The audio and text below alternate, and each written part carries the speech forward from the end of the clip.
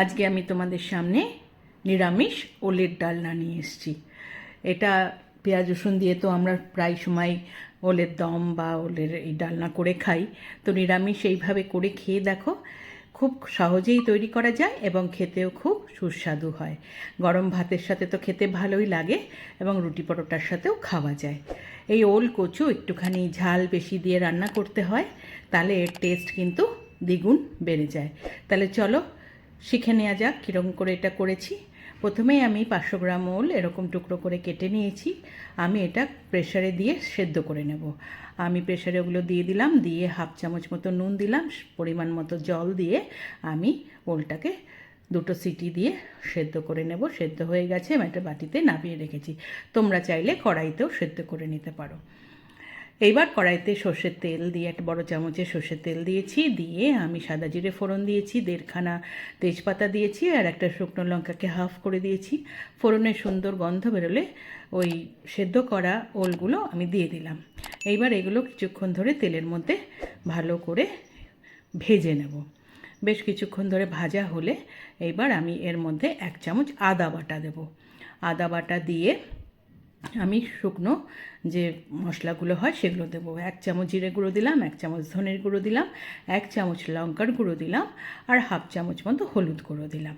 আর আমি এতে নুন দেবো হাফ চামচের থেকেও কম, কারণ আমি সেদ্ধর সময় নুন দিয়েছি। আর হাফ চামচ চিনি দিলাম। একটু সামান্য জল দিয়ে এই মশলাগুলো আমি ওলের সাথে ভালো করে মিশিয়ে নিয়ে কিন্তু কষাবো।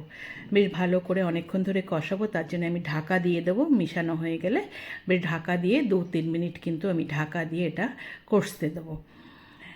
2-3 মিনিট পরে যখন ঢাকা খুলবো, দেখো সুন্দর তেল ছেড়ে গেছে, অনেকটা কষানো হয়ে গেছে আমার এই ওলের সঙ্গে এই মশলাগুলো।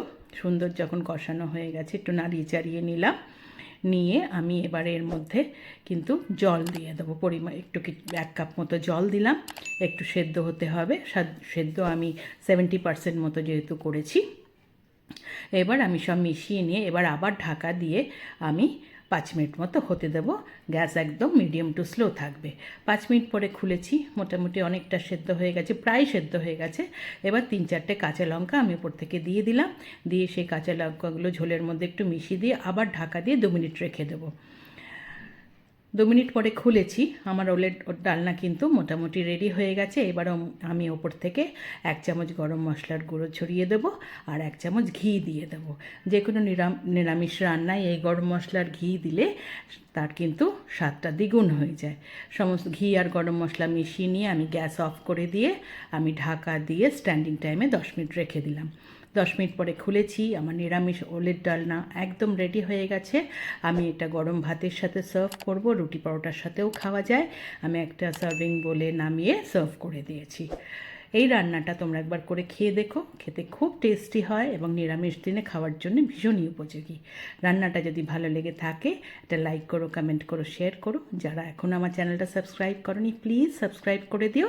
পাশে থাকা বেল আইকনটা প্রেস করবে, তাহলে আমার তৈরি সমস্ত রান্নার নোটিফিকেশন তোমাদের কাছে পৌঁছে যাবে। যারা আমার চ্যানেলের পুরনো বন্ধু তাদেরকে অসংখ্য ধন্যবাদ আমার পাশে থাকার জন্যে। আবার নতুন রান্না নিয়ে আসবো তোমাদের কাছে। আজকে তাহলে চলি, তোমরা ভালো থেকো, টাটা।